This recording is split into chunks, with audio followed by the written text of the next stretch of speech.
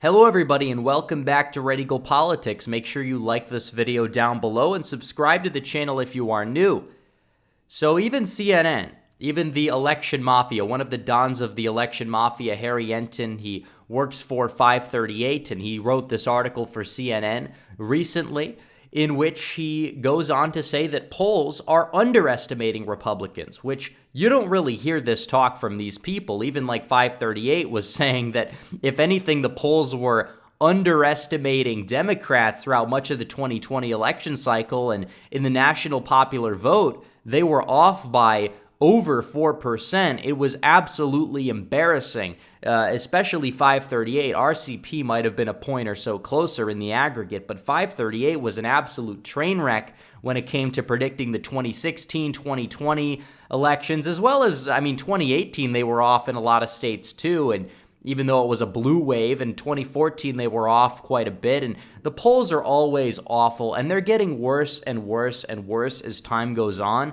And we're just at a point where they just have to save a little bit of face, they have to save a little bit of credibility and say that the polls may actually be underestimating Republicans. So we're going to get into this article in a minute here. But first, I do have to tell you guys about my good friends over at My Patriot Supply. Concerned about the future? Well, join the club. Global problems are having local consequences, too many of them. Take food shortages, for instance. Supply chains can break down at any moment, and we've all learned that the hard way, which means that now is the time to get yourself some emergency food from our good friends at My Patriot Supply. They're America's largest preparedness company with millions of happy, well-prepared customers. Their food lasts for up to 25 years in storage. It's an insurance policy you can eat. When you need it, it will be there. Act now and save $50 on a handy 4-week emergency food kit providing breakfast, lunch, dinner, drinks, and snacks totaling over 2,000 calories a day. Every single person in your family should have one of these, so go to my special site, preparewithredeagle.com, and save $50 on each 4-week food kit you purchase. That's preparewithredeagle.com. Those who know what's coming are using today to prepare. Preparewithredeagle.com. So currently the RCP average right now is R+4, which actually kind of indicates that already there's a little bit of a red wave brewing. I mean, if you want to say that the generic ballot, not necessarily the presidential total, but the generic congressional vote in 2020 was roughly D+3, D+3.5. Well, now that's essentially flipped on its head. Now it's R+3.8. And even with some of the redistricting blunders that Republicans are having, they're still almost guaranteed to take back the House with a decent-sized majority. And at this point, you're talking about 54 seats in the Senate. You're talking about flipping several governor's races, potentially even in places like New Mexico. And we're watching the fact that there are still some polls in the aggregate that have Democrats leading the generic ballot, but they have like 25% undecided. So you can't really go off of some of these polls to determine how 2022 is going to vote, honestly. So CNN admits this because a lot of these pollsters are using registered voters. They're not using a likely voter screen. And even people like Trump have talked about this, how you don't just poll registered voters and expect the result. You have to poll who's enthusiastic, who's likely to turn out to vote. And as a result, Republicans would do much better in the polling aggregate if they did that. Polls like Trafalgar, even Rasmussen, and Rasmussen is a little bit iffy in my opinion, but Barris is a great pollster, People's Pundit Daily. These pollsters have Republicans up by on average, 10. Some even have them up by 13 or 14. And some of the other pollsters that poll registered voters have it R+5. And even people like Harry Enton from 538 that banned Barris's poll for being just a little bit too accurate. Well, guess what? Apparently, he's now coming around espousing the same narrative because they don't really have a choice. So here we go. This article, we're going to get into it a little bit here, talking about how it's most polls at this point are asking all registered voters. That doesn't mean that Democrats who are registered but are a little bit apathetic to Biden are necessarily going to turn out to support him and to advance his agenda. I'm not saying zero Democrats are going to turn out, but what I'm saying is Democrat turnout's not exactly going to be the highest. It's not. And a lot of these white working class voters across the Midwest who came into the Republican Party or voted for Trump after being, apathetic towards voting in elections prior to that, well, they seem to be supercharged. People will say, well, it's a midterm year, or these voters aren't going to turn out. They have lower educational attainment. Well, that didn't happen in Virginia. That didn't happen in New Jersey. So we'll see what happens. I think you're going to see it on even a wider scale come the midterms, because it is going to be a higher turnout election than those two, which were already solidly high turnout, but Republicans did very well in both of them. So even the CNN poll was R44, D43, which I could see the Democrats at 43, but Republicans are much higher than 44, and it was essentially registered voters. And the article goes on to talk about how those who were very enthusiastic or extremely enthusiastic Republicans were leading by 13 among those who were very enthusiastic, and leading by 20 among those who were extremely enthusiastic. So if the voters who are only extremely enthusiastic turn out, I mean, that's like McGovern-Nixon margins right there, which we're probably obviously not going to see.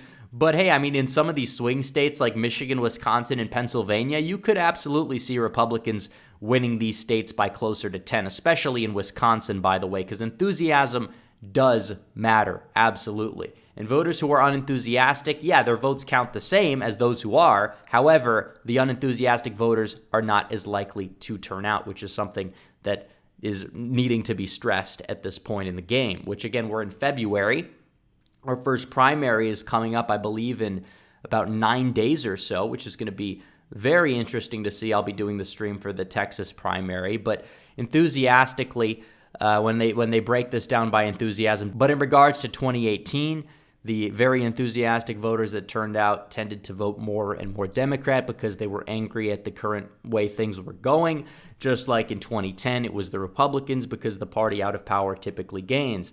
So it talks about how the generic ballot polls in 2010 and 2014 impacted the results, and how the lead widened when they screened for likely voters. So that's basically it for this article, but I wanted to look at some of these past election results and compare them and look at some of the past polling errors that we saw this point in the game. I didn't necessarily gauge it for the same day in February it was, because, again, when you're trying to look at the whole graph, it's kind of a little difficult to pinpoint it, but nevertheless, roughly this point in the game, February 17, 2010, Republicans led, but they led by 1.6%.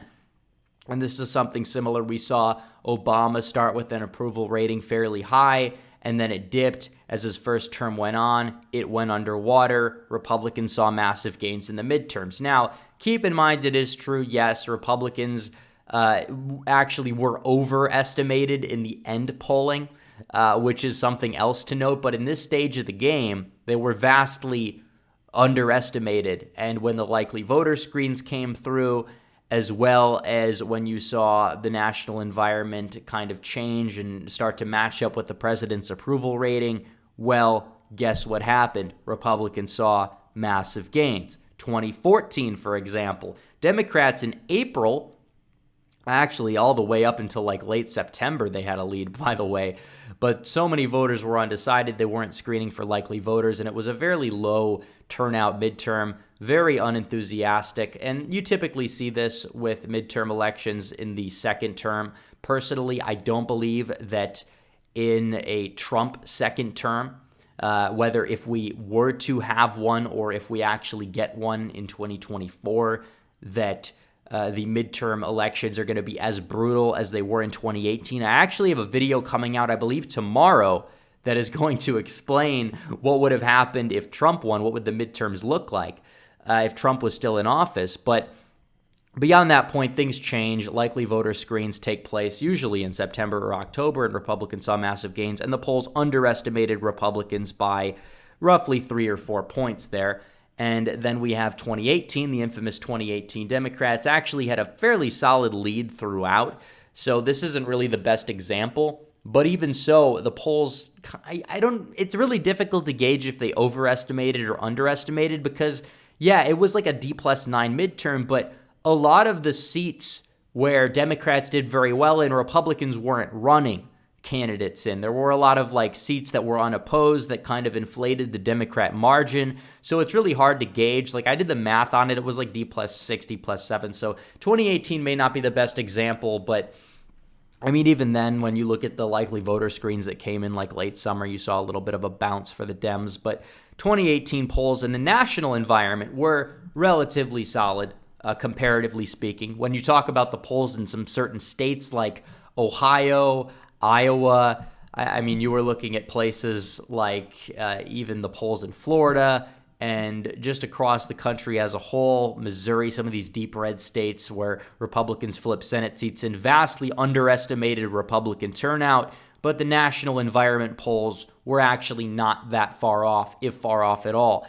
But still, polls do have a tendency to underestimate Republicans. And definitely when you take the enthusiasm gap into account, if the polls did not, if the polls adjusted for the enthusiasm gap, they probably would have overestimated Democrats significantly in 2018 as well, which is something that needs to be accounted for, by the way. But if we're looking at this R+4, that's enough right now already to give Republicans a red wave.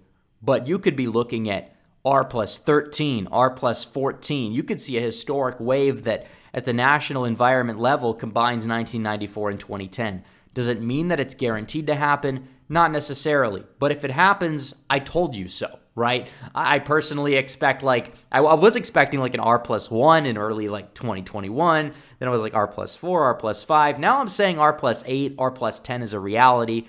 I don't see Biden's approval recovering, at least before the midterms in any capacity. Inflation seems to be out of control. Any form of intervention with Russia and Ukraine is vastly unpopular, regardless of how the media wants to spin their Russian hysteria. But either way, we have a long way to go. Primaries are going to be coming up within a couple weeks or so. Well, the first primary. So I'm looking forward to that. But anyways, guys, thanks for watching. Please like this video down below, comment down below, subscribe to the channel, hit the bell for notifications so you never miss another video. Follow me on social media. The links are all in the description down below. As always, guys, thanks for watching. Red Eagle, out.